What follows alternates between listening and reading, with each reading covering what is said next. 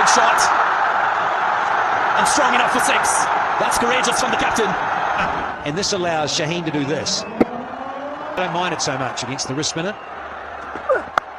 Well, swung and got plenty of that. Use the pace leg side. The skipper says that's probably one of the best shots we've seen in intensive. This time over extra for 4.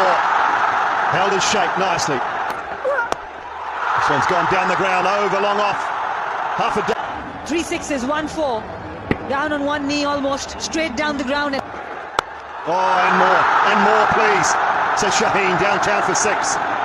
And Shaheen Afridi is definitely playing a knock off a cap his feet. They do have that in their favour. They'll need more. That's a 200 up, you betcha.